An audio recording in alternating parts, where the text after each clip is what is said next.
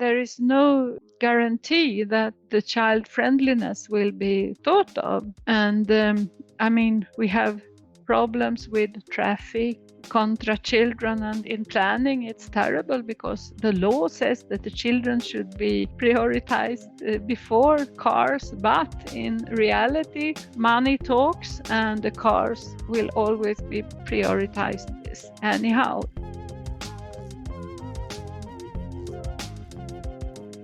Thank you so much for listening to Urbanistica podcast. I am Mustafa Sharif, an urban planner, and you're more than welcome to join my big journey of exploring the making of smarter and more livable cities. Please don't forget to follow Urbanistica on the different social media platforms, and also let's connect on LinkedIn. Big thanks to Urbanistica podcast partner AFRY. AFRY is an international engineering and design company providing sustainable solutions in the fields of energy, industry, and infrastructure. Are you ready for a new episode? Let's go for it.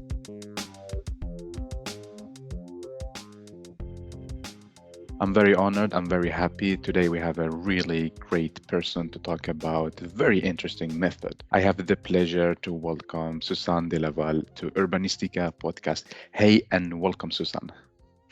Thank you very much, and I'm very pleased and honored to be asked to participate like this. Thank you. Thank you so much for being here. I'm happy that you give your valuable time to us, and I am very inspired by all the work you do. So thank you so much again. So how are you doing, Suzanne? I'm very well, thank you. Although it's this COVID restrictions, but since I work at home, mostly it's not such a big difference for me. Yeah. How is it going now in Stockholm?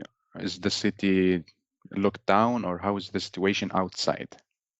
The situation outside is it's not such a big difference because a lot of people, we are allowed to go out, and people go out in the streets, and they go out very much in the nature, making walks and in the parks.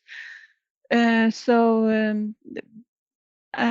are the restrictions in all shops and the restaurants. They are the owners of restaurants and shops are very disappointed about how the COVID is developing, and we are now waiting for the vaccine, of course.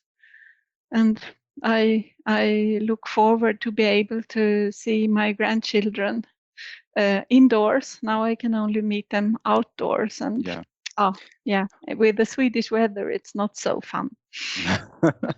Hopefully, yeah. Let's hope. Hopefully, you will meet them soon indoor, and you will have fun. And again, I'm happy that you're here, and I would love to start with you and to know more about you. Tell the listeners about you. How would you like to introduce yourself? Tell us about your passion. I'll start with I am an architect, and in the 1970s I educated to become an architect, and I've been working as architect and as planner, and then I've been working as a researcher for many years. Since 2001 I have my own bureau, Arkitekturanalys, and that means analyze of the architecture, and I do evaluations of the built environment. And I made a doctoral degree at KTH, Royal Institute of Technology, 1997.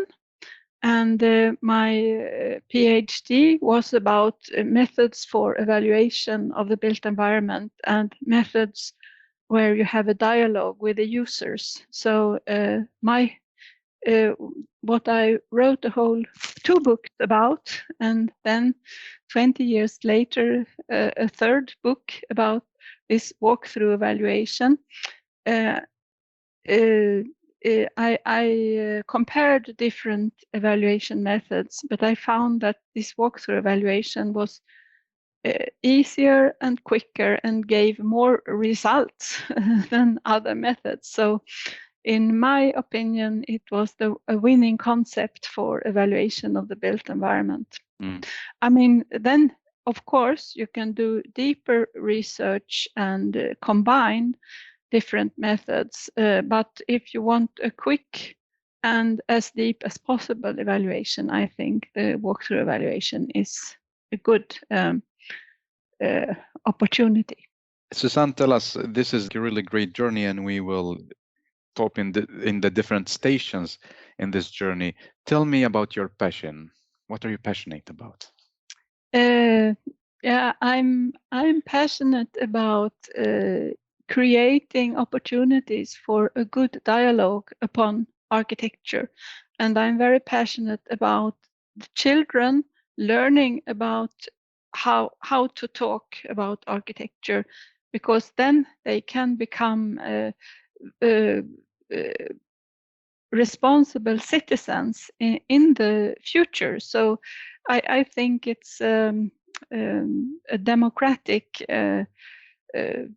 need that you learn about how to speak about the built environment, and giving children tools for that, and also of course giving grown-up tools, because grown-ups in Sweden at least don't have the tools to speak about architecture. We have a terrible debate now about what is beautiful and what is ugly, and people are very passionate about that, but that's not a discussion about architecture in the deep. Mm, I understand. And also, I am really in love with what you do, and you're one of the heroes that I'm looking up to because I'm passionate about this topic. But tell me, when did this passion started? I always focused. Was it a specific moment, or it just came by time when you were learning, doing research? Um, you know, I started my education slightly after 1968 with all the demonstrations and revolts of youths. So I was sort of, I mean, this democratic idea that people should participate in the planning uh, has been something very natural for me all the time, and so my passion has. I mean, I have been thinking about how to use tools for dialogue with people in the planning process, uh, even when I was studying architecture. But then during the years, it became, I mean, I was working and administrating the dialogue processes, and thinking about what methods would be the best and so on. And then after almost 15, 20 years of practice, architectural practice, I started to do research in that environment. Yeah, so it was in the early phases of your career and studies. Yes, but I mean, to become, it has become a passion the last, let's say, 25 years. Before I just work with it and try to figure out things, but now since 2000, when I have my own practice, I focus on doing that kind of projects, and I do it commercial, and I do it also on idealistic basics. I don't earn a lot of money I understand. on this, but still I have a very good, fantastic international network now. So it is becoming more and more popular. Yes, of I like course. that. Yeah, me too. And I like that you give your time to inspire us. So let's kick it off. And can you please tell us about the background of the method, walkthrough method, the evaluation? What's the background? What is it about? Yeah, the background comes from the democratic ideas of the early 70s or late 60s in Great Britain and in New Zealand, and also in the America. Researchers on different universities started to do evaluation, and they the walkthrough evaluation was sort of born. And in Sweden, we call it gåtur. And that's a Danish word that means to make a promenade or walk. So, and the method is also called walks and walkthrough. I started in the early 90s with my research, and compared walkthrough with other methods. And the walkthrough is when you do it, it's you do a walk in a special area. It could be indoors, it could be outdoors. The method is the same, and you stop at certain chosen places and make notes, and what is good at this place, what is bad at this place, or if you have any suggestions for to improve the place. I've also been doing it with people with different handicaps, and then you can have the fourth question: how would you make this more perfect for wheelchairs, or for if you're blind or something like that? So very few questions, but you write freely with your own words what you think. And then either on the spot, I walk around with a little microphone and a tape recorder, and I ask them to read to me what they've been writing.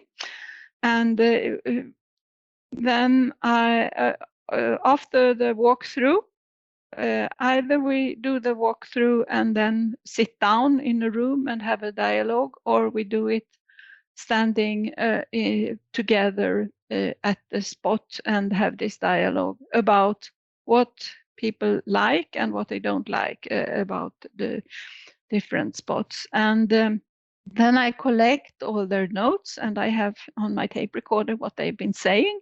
And so I make a documentation of the walk.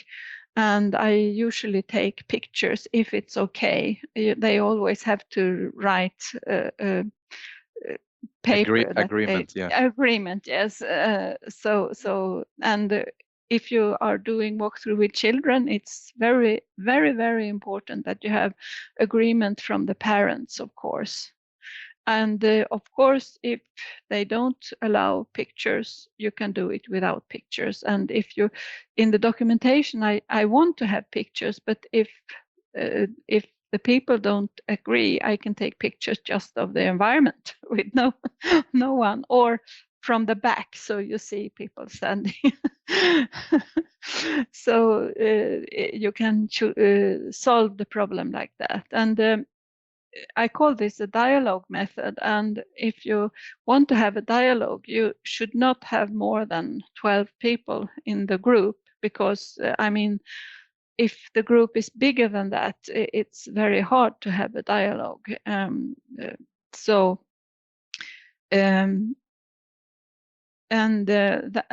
That's also a problem when you go with children, of course, because the easiest way to have a group of children is to go to a school class and ask, could we do this kind of walkthrough? And then it's from my experience, the whole class would like to do the walkthrough, and they are usually 25 to 30 students. So then you cannot do this dialogue that I do with grown-ups in the planning situation, but I ask the school children to go 2 and 2. So then we have sort of smaller group, and one is writing and the other one is speaking of the two children. So with the school children, I never get so much time that I can sit down in the classroom. I only usually only get 1 hour. So I do the dialogue with the children outdoors or where we are with my tape recorder, and we play that it's radio, and they like that very much. So they write what they think, and then I come and, what did you write? And then they tell what they wrote, and then I can do some questions, but why did you think so? And so we can have a small dialogue, and usually the other children in the group come near, and sometimes we have some dialogue with the group, but it's a bit different between grown-up walkthroughs and walkthroughs with children, but I think it works quite good, and I've been doing it in a planning situation. I mean, I did walkthrough with 100 kids Wow. in one school, and I mean that was 5 school classes. So Yeah. I took them class by class, and I made a documentation of it, and I could, what the children said, I could put right in the hands of the planners during the planning process. So it was quite useful for the planners and for me.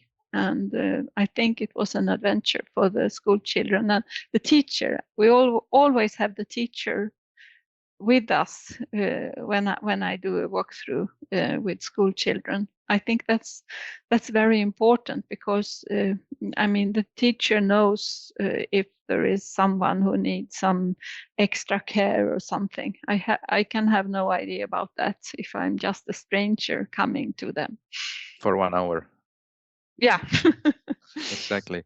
I'm very inspired by this method, and I tried actually only with the adult, not really with the children. And I want to ask you that. So the aim of this method is to get the evaluation of the citizens about a place. Yes. And I mean, if I do a walkthrough evaluation with grown-ups, I am very. I think it's very important not to have more than 12 people, and to have a good room to sit in after the walk, so we can have this a calm dialogue for 1 hour or 1.5 hours, where we really can discuss what is problems and what I mean. In this method, we ask what is good, what is bad, and suggestions for improvement. And usually evaluations that I saw in my dissertation was that evaluation want to put the finger on what's bad.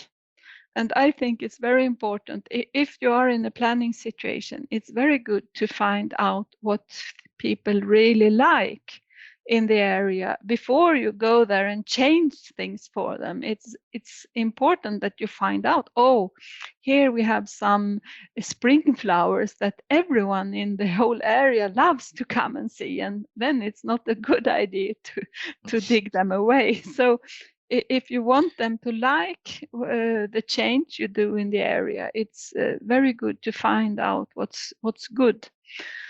And suggestions for improvement is also very, very important to have from the users. So from the user perspective. Suzanne, do Yeah. you get, I think it's very important that in this method we not only talk about the negative aspect, but the things that people like, and also how do we make it better, which is the important question. Yeah. Do you get a concrete example from the citizens about how do we make it better, or some abstract solutions? I'd like to. I mean, I always want to have a group that is as mixed as possible. So I want to have users who live there or work there, I want to have the architect or planner or landscape architect or interior architect, depending on what kind of environment. And if you are going to make I mean, I've been doing some in some offices, and then you have the uh, uh, landlord or the one who is who is host. You want them all to come and to walk together, and then the dialogue will have more widespread the backgrounds of the participants is, the more interesting views you get, and you also get very different character of the suggestions for Yeah. improvement. So you can I usually say you get some suggestions that the maintenance personnel can fix the next day. Wow. I mean, and you can get suggestions for improvement that the owner can fix during during the year, and you can have things that you could, this would be perfect to put in our 10-year plan for Yeah. how to keep this environment good. And also for planners who participate, they get feedback what they were planning and what the result was, and so they have learned something for the next project. So you have very short time effects, and you have middle time effects, and you have future effects in future projects. So it could be, I mean, it could be that they don't have pavement. One of my first walkthroughs, it was a very newly built dwelling habitation, and where the bus stopped, they had no pavement. So it was a very high to jump down for the bus, or very difficult to enter the bus. And we had this walkthrough, and we had the planner, and we had people from the traffic office, and we had the dwellers who lived there, and they were really complaining about the loss of pavement. And then when I went there 1 year later, the pavement was there. It's amazing. It's Yeah. amazing. The method can deliver different solution on different scales Yeah. and time frames, which is really good. Do you require that the planners should be part of this walk with citizens, or only citizens? What is like the easiest? I always want it to be a mix, because then you can really have a good dialogue. And I mean, in all other situations, you don't meet the architect and the planner when you are discussing, or I mean, it's a very good opportunity for people who live there, and it's a fantastic opportunity for facility manager, and for architects, and for planners, and for builders. All of them have a very good professional outcome of this. And Exactly. those who live there, for them it's something very extra. Exactly. So I want to ask you, so first, like you announce about this walk together with municipality or land developer, then people show up and you go with you. Do you choose which people can go with you, or how do you choose the people? How do you select them? Usually when I do a walkthrough, someone is paying for it. It could be a builder, facility management, it could be a research project, or a planning project. So then we start my customer. The client. The client. We sit down and we discuss what are we doing evaluation of, what will the evaluation, is it a school indoor? Is it a schoolyard? Is it an office? Is it a dwelling, a habitation? Then it's always outside, I think. Is it a park? I mean, or is it to check availability for handicapped? I mean, it could be very different focus. And then we say, who is the user? And then if the user is school children, then it's school children and teachers that we have as participants. If it's a habitation, it's people who live there, but also we want to mix them with the planners, the actual planner and architect that made the plan.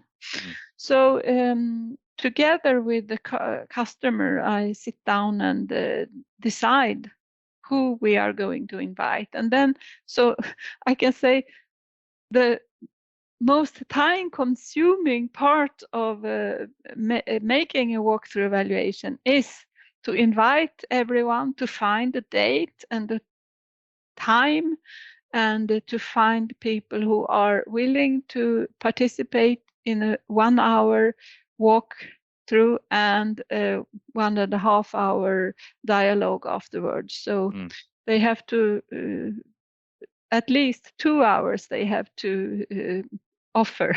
Yeah, from their to time. participate. How do you announce about this walkthrough? Do you like send emails, Facebook groups? How do you usually do it?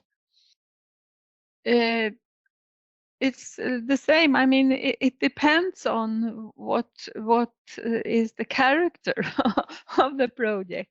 It's if it's an habitation, you can ask. There is usually either a bostadsrättsförening or hyresgästförening. It's how can I say that in English? Housing associations, something like Yeah. this. And I mean, there is usually some local association, and you go to you take contact with them, usually by phone. It's the easiest to explain everything, and ask them, would you like to offer your members to participate in this? And if they say yes, you can write a introducing letter that you send to them, and they distribute it, and you give them an email address or a phone number to tell if they would like to participate. So then you have the people who live there, you have their accordance to come. And then all the specialists, you have to phone them, all of them, and explain. It takes a long time to make them understand. And since I've been working with it for many years, by now I'm a bit known about it, but still, and I also, there are some films on internet that you can see, so I can ask them, would you like to watch this 10-minute film? Then you can see exactly what you will participate in. Yeah, so, it's a good way of inviting them. Yeah, but that, I mean, that part of the walkthrough is the most time consuming, because you want to collect a good group. And when I work together with schools, it's also time consuming, because you have to meet the headmaster and you have to meet the teachers and explain to them, and so they are not afraid. Yeah, exactly. And you have to assure them that they will have papers that parents can sign and everything. So so the early phase or the start phase of this method is the most time consuming, actually. Yeah. Because you're planning with the different stakeholders, with your client, and so on, with the people as well. Yeah. And then also, I mean, the walks. If you only do one walk, it's 2-3 hours. But the preparing the papers for them to make notes, and preparing the maps. I usually make a map so they can. Yeah, tell me what material do you give to the people? I have this. We can call it a file or. Yeah, and here I put paper where they can write down. Here is the name and the date, and then what is good, what is bad, and suggestions for improvement. And I have this. This is the first place, the head entrance. This is the second place. This is school lounge, and then the third, and you so have on.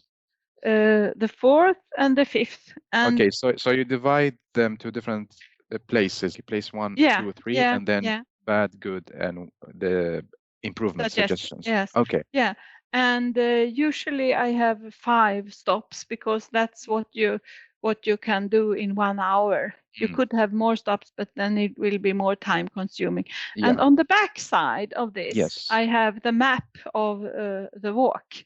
Mm. So here it's the school, and we have big numbers here of different places where you For you can stop. stop. Okay. Yeah, So you link the list with the map. yeah. Okay. So and when I have fixed this, and when they have made the walk, they can have this map as a memory if they want to. They Yeah. can take them with they can take the map with them, and I take this. They will not. The list. Yeah. So you provide the people or the kids with these 2 papers, the list Yeah, with documentation and the map. yeah. And if you do it out in this was from a school, but if you do it in where people live in the habitation, then they usually think it's very nice to have the map. Yeah, of course, because it's very special Yeah, activity that you do. yeah. And I wanted to ask you, how long can we walk? Can we walk all the city? How many hours can we walk? What is the best timing and scale of walking? I've been I think it's difficult to have people to accept to do very long seminars, or what we will call it. So 1 hour, then people think it's okay. And I mean, with the climate we have in Sweden, I've been doing walkthroughs in zero, minus 20 degrees. Wow. And it's very cold, so you have to have gloves on your hands. And when you write, you can only have this usual pencil, because if you have any ink, it would freeze. You remind me now of something really interesting. I was doing a walkthrough tour with Yeah, people, and it started to rain. It was very cold, and suddenly the paper were just the ink went with the water and so on. yeah, yeah, But hopefully I was listening to you, and I'm recording it, so I yeah. had a plan B. But it was like I was almost crying. Yeah, but I learned that the hard way. I mean, this with the minus 20 degrees, Yeah. that the pencils is perfect. And I have my walkthrough evaluation kit with a lot of pencils. And so if it breaks, I just, oh, here is a new pencil. Yeah. And I also have in this walkthrough evaluation kit a bag with 15 umbrellas, small Wow. umbrellas. Yeah. So if the weather is a bit, you don't know, then I bring the umbrellas, and then, oh, here you are, an umbrella, and you have this place to write. And then I ask them to walk 2 and 2. So one hold the umbrella, And the and the other other one one is document. writing. That's really good. Really good. Yeah, So that's part of my walkthrough kit. yeah, I love it. I think people really enjoy. That's why they take the map, because they usually have a good experience. Yeah, Tell me about, okay, so you do the walk, you discuss, and then you take the papers from them. yeah. How do you summarize and document everything? I make a paper in a Word document where I write a short introduction where I tell who is arranging this and who is participating and what have we been looking at. Was it a school or an environment or whatever?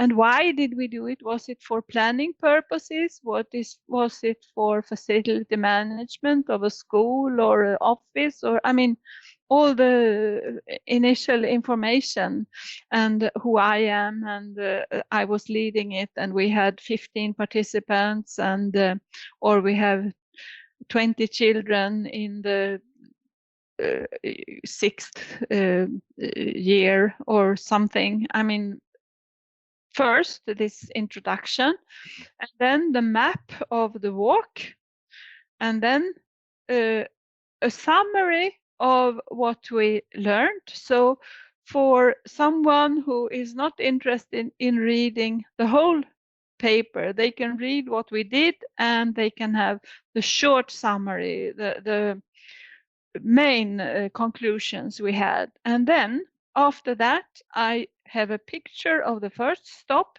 of if it's possible, with people standing, what writing, because that gives a very documentary feeling that you see that we did this the 15th of January 2021 or whatever the date was.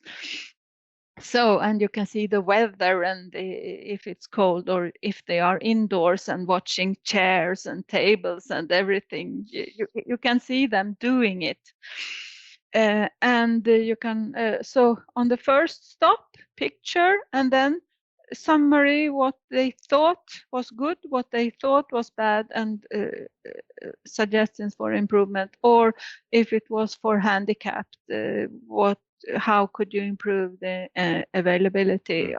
Suzanne, do you write exactly what the people wrote, or you change the words according to how you read their? How do you do that?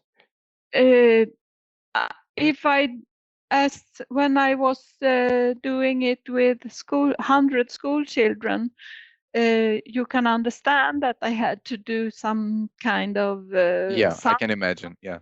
because so then I checked who was writing about the swings and who was positive about the swings and someone negative about the swings. So I made and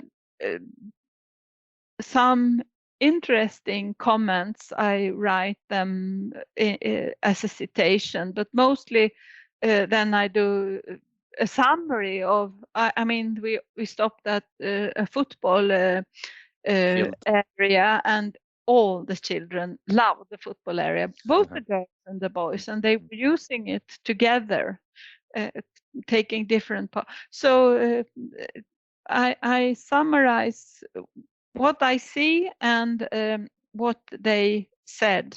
Yeah. I mean, so when it's like a lot of people watching evaluating the same thing, then I really have to summarize it. When I have a small group of 15 or 12 people doing a walkthrough I've been doing it in a hospital area. It was outside in the hospital area. It was the documentation was not exactly what everyone said, but in general a description and some citations that were total. So I mean, you have this on tape, and I mean, if you have 10 people saying mostly the same thing, then you can say that most of them thought that this was very good because it was very practical or whatever was the. Yes.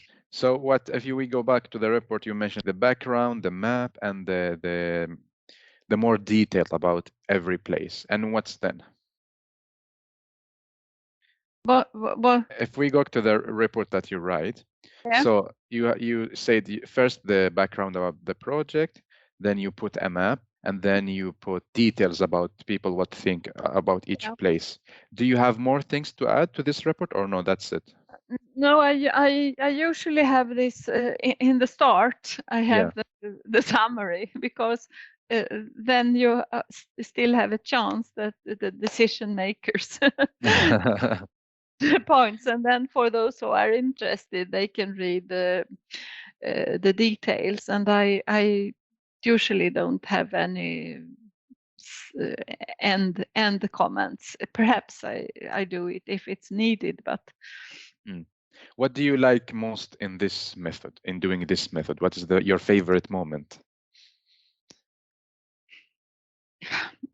I think when you start the walkthrough, I mean, you have worked quite hard with preparing.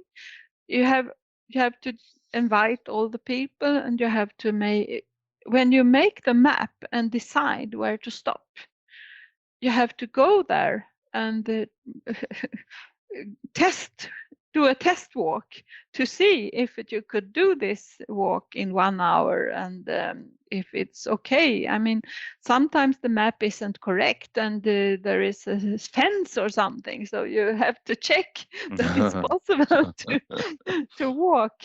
So when you are standing there and you say hello to everyone, and you have this grown up group, and everyone is presenting themselves, so those who live or work there understands that they are standing with the architects and the facility manager and the maintenance people, so everyone knows who they are. And I go around and give them pencils and those writing device and so on.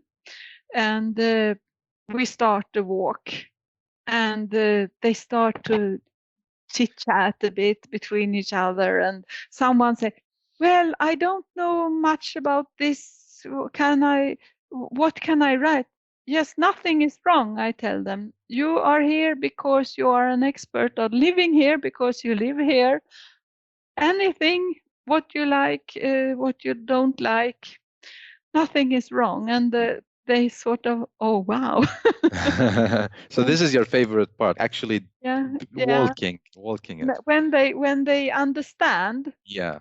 And I mean, in one walkthrough I made, I had some people who worked with outdoor lightning, street lightning, Yeah. and they were two men, and they all they did, they watched all the, how is this they didn't look at all. They just focus on the lighting. Yeah, yeah. And it's okay, Yeah. because the group is so mixed Oh. that they will hear things that have that is also important when you fix the lightnings. Of course, And I of had, course. in another walkthrough, I had two policemen who participated, and they tried every door and see, oh, would it be possible to make a burglary here? So everyone is looking from their own point Yeah, of view. Yeah, yeah. which And is I great think in the end because you have a mixed group. yeah, and I think that when you start and you have them understand that they can write and think whatever they like, and they start writing, and you go around and talk to them a bit, either with a microphone for an instant dialogue, or you ask them, please, if they tell me something, they think, oh, this is very interesting with this door, please make a note, I tell them, because then when we sit in the room afterwards, you will remember to mention it. So they don't have to write everything, what was the very good, I mean, they don't have to write many words, they just make a notation, and then when we have the dialogue, we can Discuss it. discuss it. Yeah, So, yeah. and when the weather is very cold, it's raining, then they write one word. one letter. Nothing more, because the fingers It's cold. yeah, it's freezing. Tell me, what is the the challenges. What are the challenges that you're facing, and when is the toughest moment?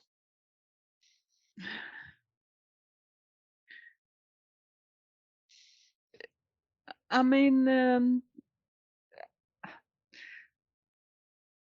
sometimes when I have invited people who live in an area and they have said that they would come, and then you stand there on the courtyard and there is only one coming and you're standing there. But I've always asked to have their phone numbers. So in one time in Västerås, we were standing between the houses and there were one coming and some architects and so on, but no, not more than one who lived there. And I phoned them from the court, and I had some more people coming Yeah, down. And it's a good advice. so Have the phone numbers. that was very challenging. And that's a good thing to remember, to have the phone numbers of those who will participate, because Yeah, that could increase the participation. of course.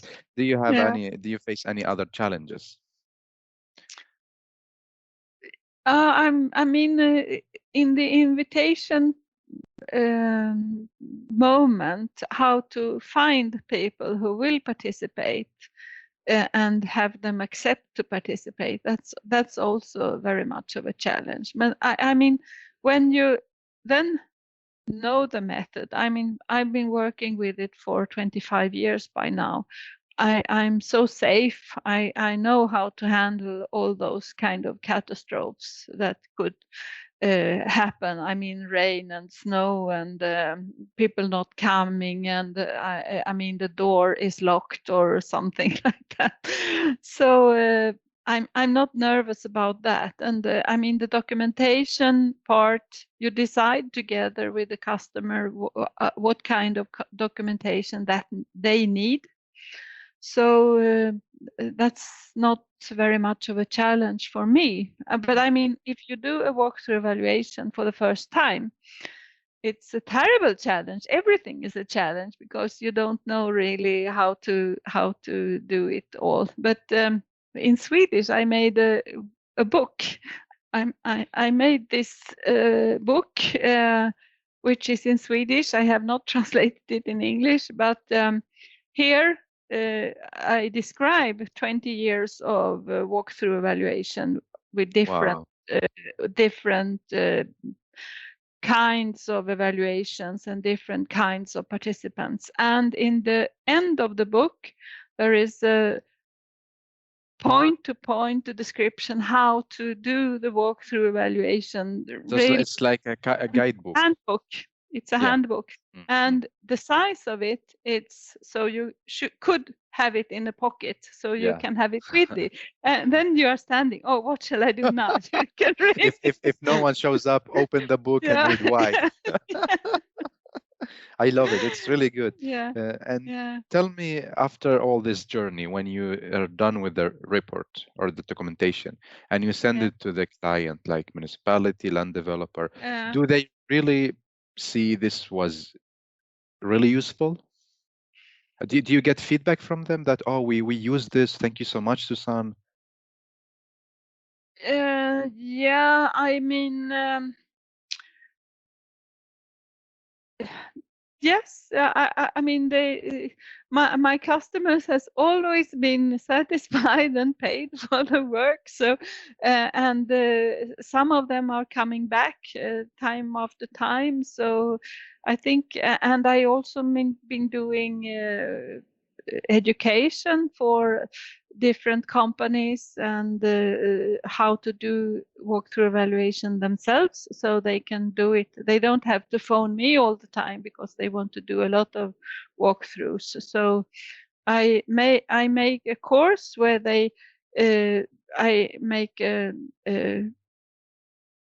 I present the method, and then in the course they will do a walkthrough evaluation themselves, and I help them, and we do the walkthrough.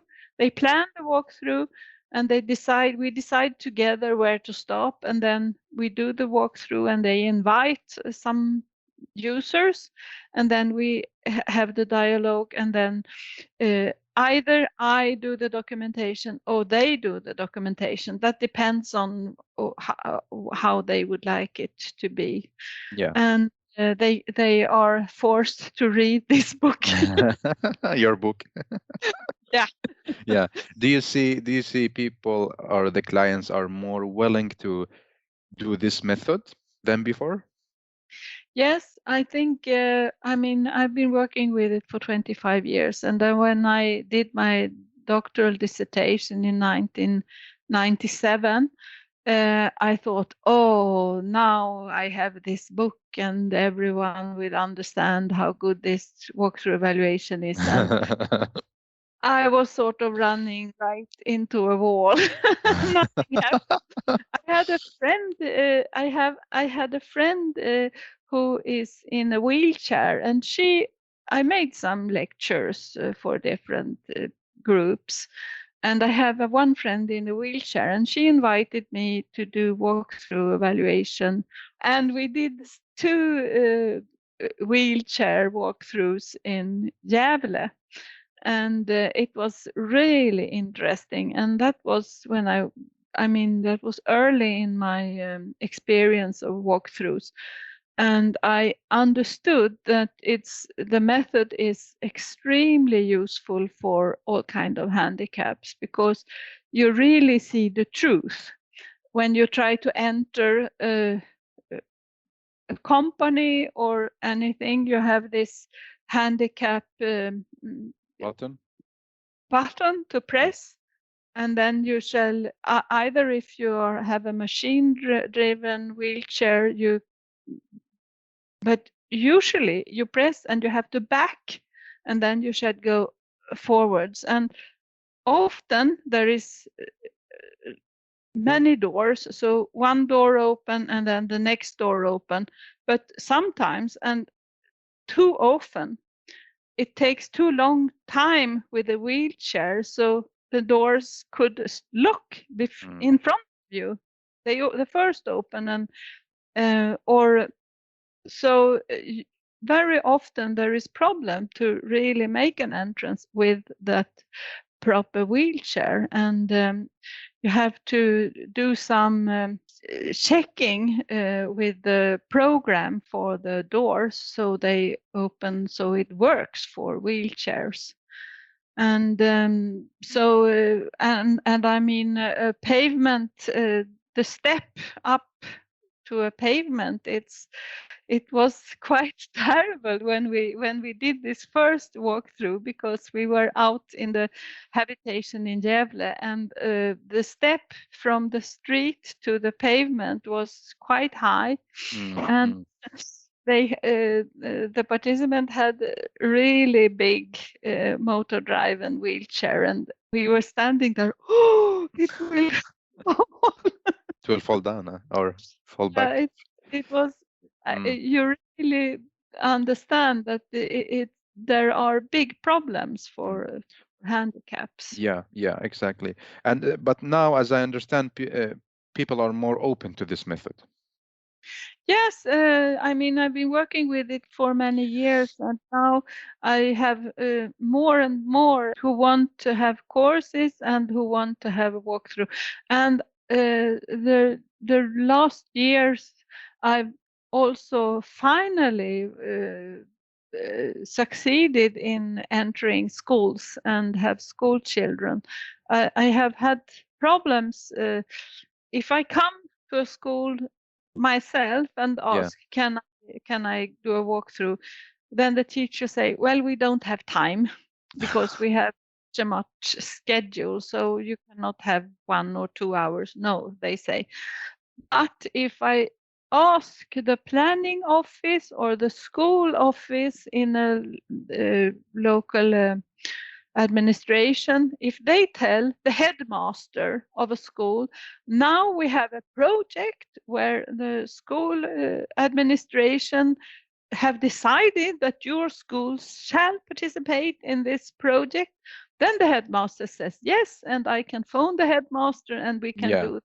So you need to have an okay or a process through the municipality, the school headmaster, until you get proved that you can go there.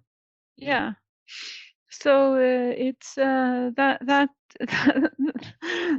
that is one of the problems. But now I've been doing that, and I've been doing research project and planning project, and have this authorization, and it's fantastic to use this method that I talking about schools and children. Now we talked about this method, but a lot from the adults' point of view. When we do it to children, what should we think about? If you can give us some advices. Children are, I mean, the different ages of children, they are very different. And I've been doing walkthroughs with children in the second class. Then they can write and they can do walkthrough evaluation. But younger children, if you do walkthrough with younger children, they cannot write. So you just have to walk and talk with them. And that works, but you have to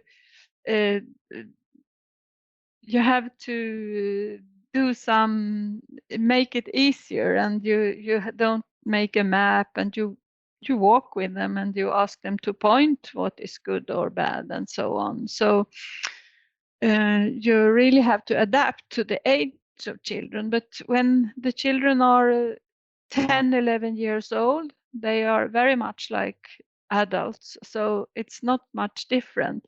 The difference is more about the time schedule of school, that they won't let you have the children for more than 1 hour.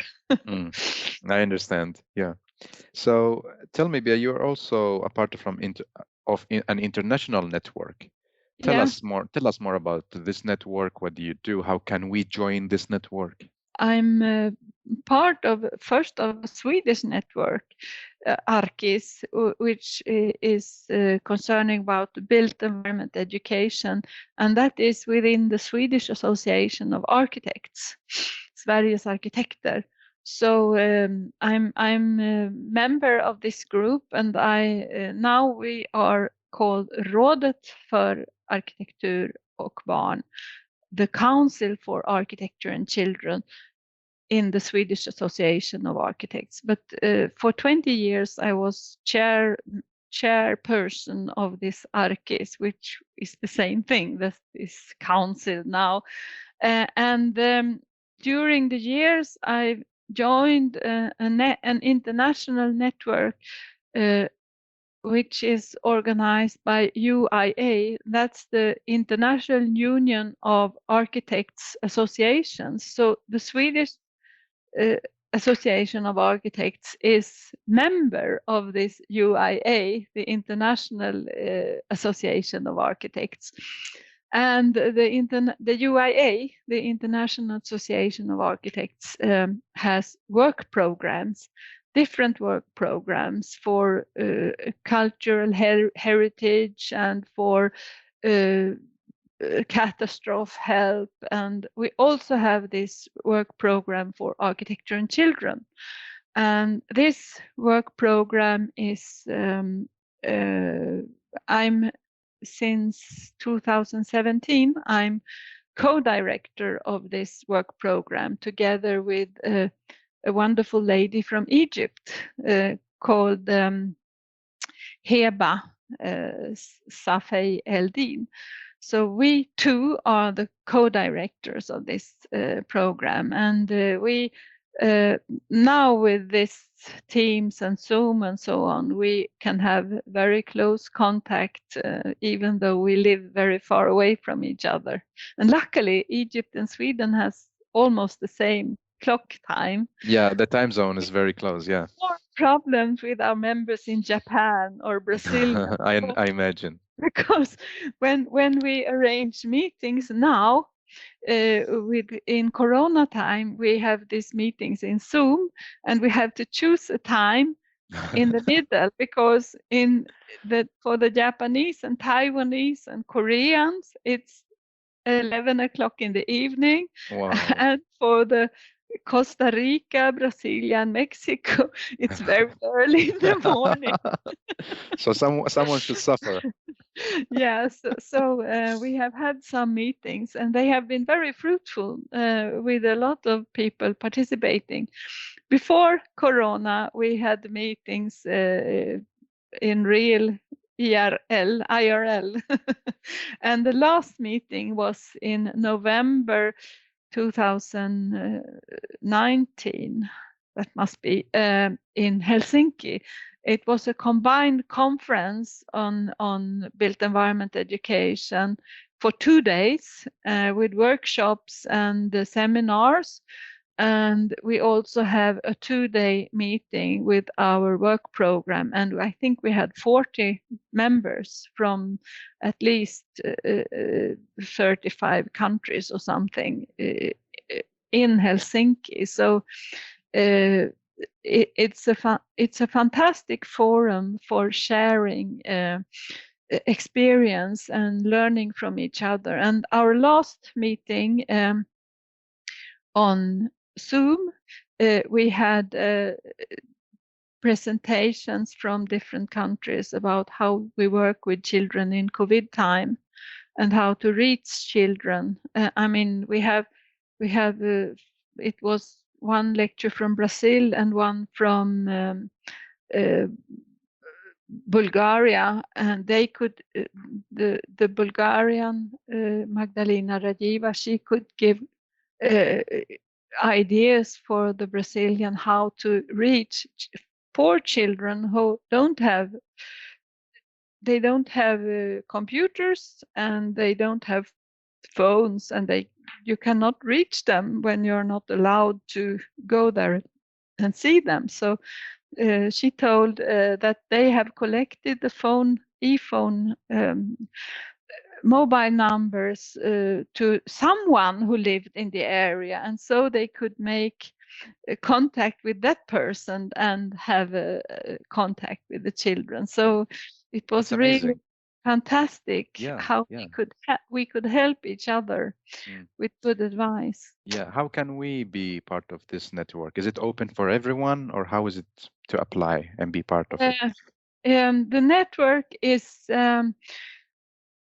we have from the different architects associations, member associations, they have someone representing their architecture association. And I mean, since before Corona, they had to pay something for the travels for us to meet. So it's not everyone can be a full member of this work program, but we have a Facebook group, a Facebook page where you can follow what we do, and we try to put out good examples and so on. And we also have a website but the website is not, it's much more presenting the different countries and so on. But if you are very interested in this question, and if you have contact, you don't have to be an architect, but you have to have contact with the national architect organization. And if they are members, and you can find that out on the UIA website, you can ask them to nominate you or someone else, preferably an architect, to become a member. Yeah. So if I understand it correctly, you can be part of this, but you need like to go through your association, like architecture association. Yeah, and the group is now growing with more and more countries. And I mean, we started, it was 10 or 15 countries, and now we have almost 40 countries. And Wow. our meetings become bigger and bigger, and we have to think a bit how we can manage such a lot of people. That's amazing. That's amazing. That's a good sign that you're We doing a have a good work. very positive problem. I kind of, yeah. Yeah. Well, it's good to know about the different fields that you work with in order to Yeah. create a child-friendly city. I'm also working with this approach in my daily life. And I want to ask you, because in this podcast we talk about smart city, future city, what is it about? I would love to ask you, do you believe that technology can help us to create a child-friendly city? Um, yes and no. I think, I mean, there is, I have some notes here because I don't remember all names, but there are computer games that children can use. Minecraft is from Sweden and has become very much used all around the world. And it has also been used by UNESCO, or I think by them, to as a help for children to participate in planning. And there are also some examples from Sweden where children have participated in planning via Minecraft. So, and Lantmäteriverket, I had no idea what they called in English, but they provide Sweden with maps.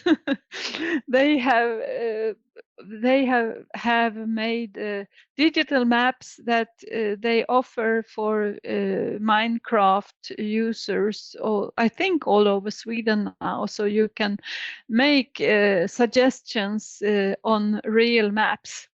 So that I don't know. I don't really know if the cities will be child friendly when the children use the maps and build the towers and other houses. But the possibility exists, of course. And I've been studying a school class in Vaxholm, where I formerly lived. Where the school children of second year worked with Minecraft, and they met the planner from the local planning office, and he told them about planning. I mean, they second class, 8 years old, and they were asked to plan Vaxholm in Minecraft. But together with, they had two very young male teachers who were very eager on Minecraft. So they fixed, all the small children had Mac computers, and they made a network. The children made maps of Vaxholm, and they built houses and schools and everything. And they made suggestions for this. I mean, Vaxholm is a little town with 2,000 inhabitants, so it's really small. And one of the boys, he thought that they should have underground in Vaxholm. And two of the girls, they were very annoyed about how, what you call it, habitation for senior citizens, that the view from the window was to the churchyard. So when they looked out, they On the could graves, see yeah. they could see the next station for their life. And they thought that was terrible, and they moved the house for senior citizens so they could see the sea instead.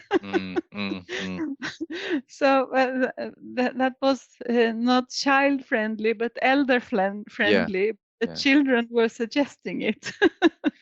So so technology can be a way to get closer to kids and yeah.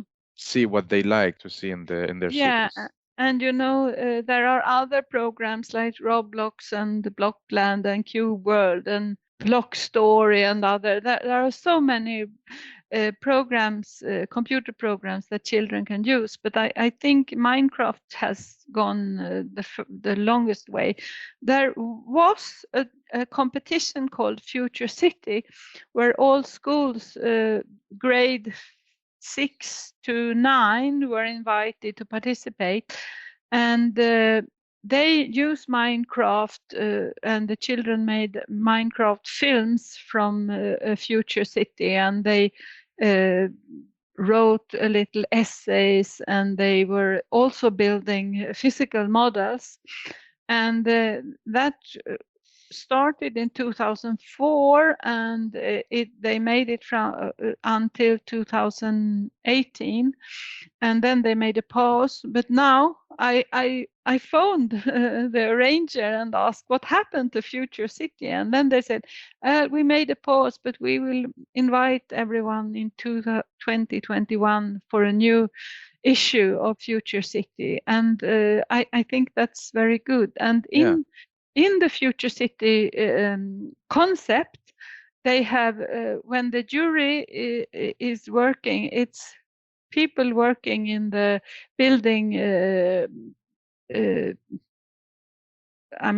Builders and planners and so on, building industry. They come and they meet the school children, and the meeting between the children and the professionals, and the children explaining their city to the professionals, and the professionals asking questions. Did you think of this? And so that meeting is magic. Of course, Magic. of course. I love it. I love it, of Yeah. course.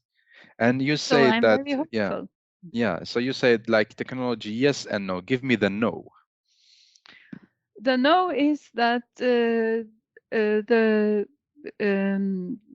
computer programs, the cubes are uh, blocks, and they build. It's like Lego. You build something, but then all the other issues about how to live and what is livable and what is wonderful and so on is, it's pure mathematic, and I don't think that mathematic programs can. There is no guarantee that the child friendliness will be thought of, and we have problems with traffic contra children, and in planning it's terrible because the law says that the children should be prioritized before cars, but in reality money talks and the cars will always be prioritized anyhow, even though the Swedish law and the convention of the Child's rights.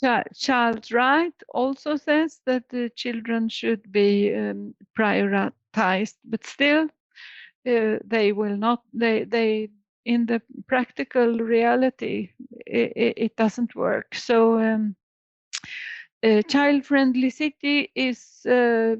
I think it's very good to try to make a child-friendly city and to find ways to do it and to talk about it all the time. So, but we cannot think that that's enough, and Minecraft is not enough.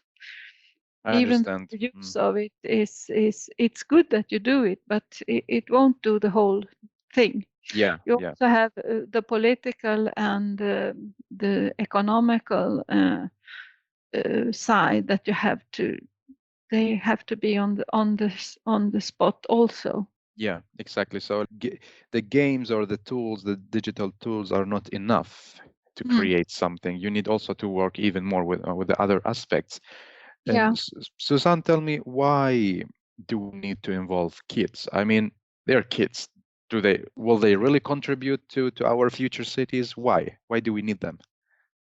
The first word, future, is the answer. Who is going to be the grown-ups in the future? The kids. Yeah. So, if you, as early as possible, have the tools and have the words to talk about this and have an understanding of what town planning and how you could participate, so you have a tool, so you know what the law says and what a city is and what you could have an impact on. It's really I think it's important to have grown-ups to understand, but it's even more important to teach the children and help them and give them tools and inspiration, because it's fun.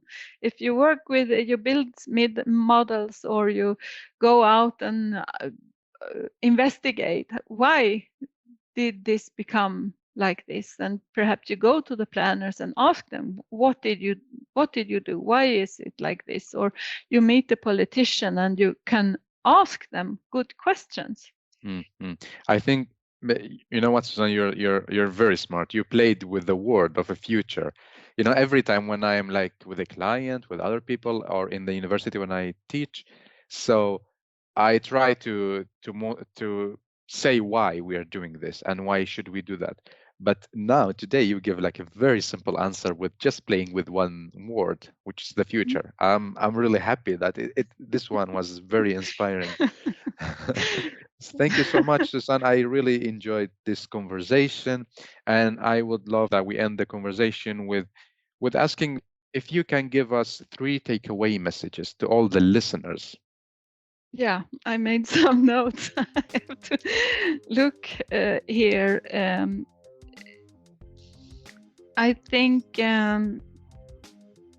something that's extremely important when you talk about planning and architecture and so on is home, or the German word Heimat. It's not dwellings or habitation, it's home. You feel home, and I think to have respect for that when you go out in a democratic process or a planning process, that's very important. And with suburbs that are people think they are not good, I think you are very rude when you don't think of that this suburb is someone's home where they grow up. And I think that's extremely important that you respect them, because then you can have suggestions from them and you shall respect those suggestions. So I think that's the key to have them have a better reputation. So the attitude about planning and architecture, I think that's something I would like to say to all planners and architects, that they have to have a respectful attitude towards the users. And for me, I think dialogue, the respect and the dialogue, they are very near each other. Thank you so much, Suzanne. And I would love to get also one question from you for us to reflect. What I would like to say is that the definition of a dialogue is that you listen to someone and that you learn something, and in the dialogue you also develop understanding both ways. I think if you think of that definition of dialogue, then it's easier to have a dialogue, because both parties should have a say, and you should have a chance to come back, and perhaps you change your mind during the dialogue. I mean, that would be the very good thing if you can. It's a different. I think for me, the dialogue is really the most important thing, to really try to develop methods for having a good dialogue. And also giving a space for people to express themselves, and for us even to develop the content and the plans. Yeah. Well, Suzanne, thank you so much again. So what is the next step for you after leaving this podcast recording? What are you gonna do in the next day, in the future? What's the plan? Yeah, I'm since I work in this UIA work program, Architecture and Children, I've been invited to participate in Italian seminar upon school planning in Italy. So I'm going to give a short lecture and participate in the round table That's amazing. in Italian, or it will be transcribed to Italian, so I will speak English. That's amazing. Good luck. Yeah. So thank you, and hopefully talk with you again with more topic and about different in different fields. Thank you so much again, Suzanne. Okay, thank you very much.